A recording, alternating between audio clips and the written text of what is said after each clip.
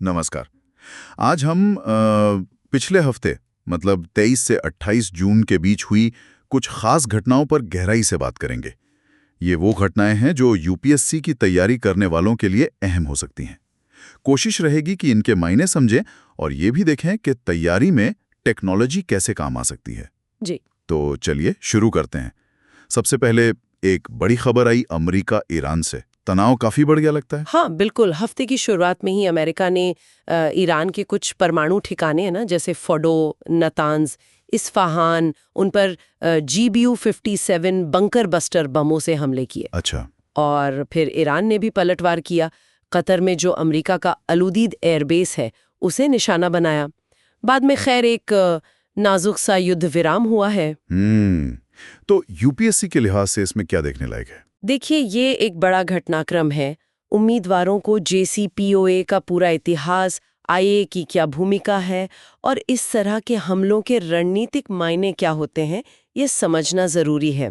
और हाँ, ये मसले काफी पेचीदा होते हैं।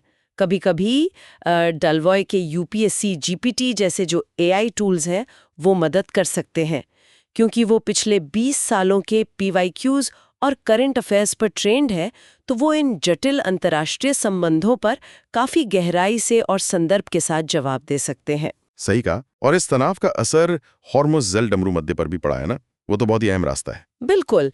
ईरान की संसद ने एक बिल पास किया जिसमें हॉर्मुज़ जलडमरू मध्य को बंद करने की बात है।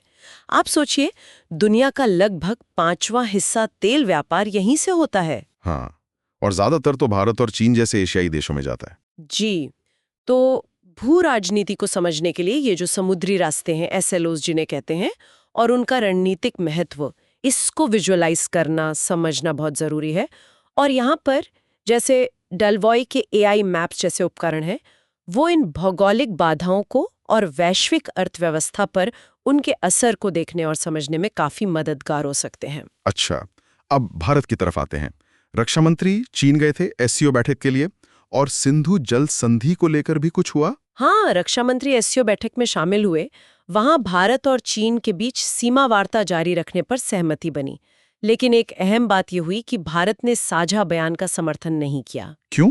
क्योंकि उसमें पहलगाम आतंकी हमले का जिक्र शामिल नहीं था।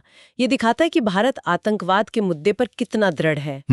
और साथ ही सिंधु जल संधि से जुड़ी जो किशनगंगा और रतले परियोजनाएं हैं, उन पर मध्यस्थता अदालत के एक पूरक फैसले को भी भारत ने खारिज कर दिया। तो ये भारत की बदलती विदेश नीति का संकेत है, कह सकते हैं। और इन बदलावों पर अपडेटेड रहना बहुत जरूरी है।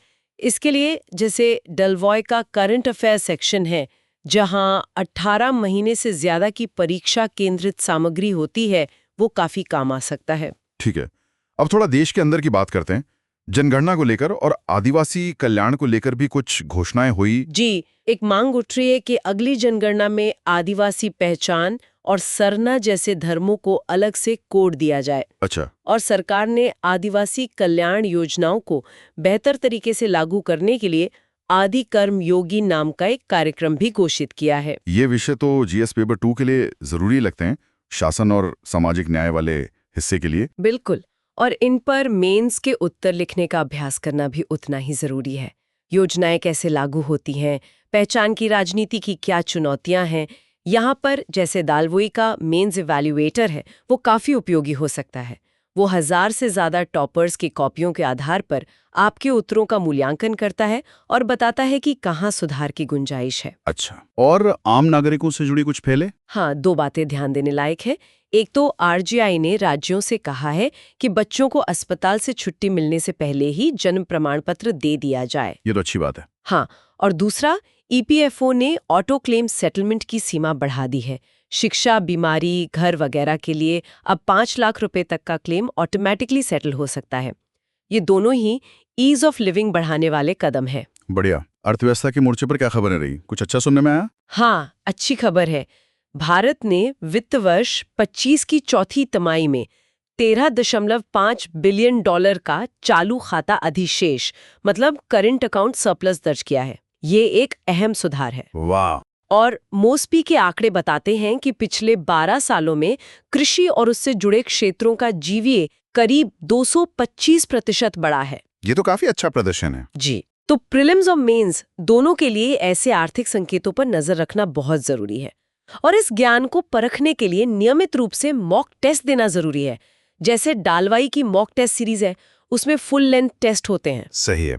अब आते हैं विज्ञान और तकनीक पर। अंतरिक्ष में भारत ने एक नया मुकाम हासिल किया। हाँ बिल्कुल, IAF के ग्रुप कैप्टन शुभांशु शुक्ला वो अंतर्राष्ट्रीय अंतरिक्ष स्टेशन ISS में जाने वाले पहले भारतीय बन गए हैं X4 मिशन के तहत। ये भारत के अपने गगनयान मिशन के लिए भी एक अहम कदम है। ये तो गर्व की बात है। निश्चित रूप से।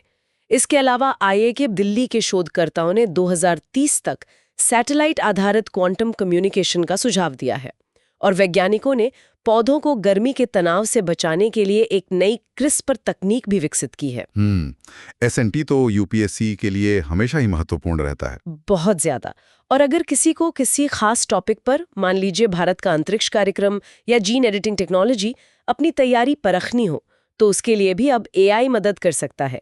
जैसे दलवॉय का AI मॉक टेस्ट जनरेटर है, वो किसी भी टॉपिक पर सेकंडों में कस्टम प्रीलिम्स और मेंस टेस्ट बना सकता है। क्या बात है, तकनीक सच में तैयारी बदल रही है।